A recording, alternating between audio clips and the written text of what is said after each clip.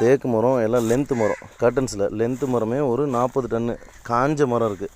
காஞ்சதுனால rate கொஞ்சம் கம்மியாக வரும். இங்கே இருக்கிறதெல்லாம் பார்த்து சைஸ் சின்னதுன்னு நினைக்காதீங்க.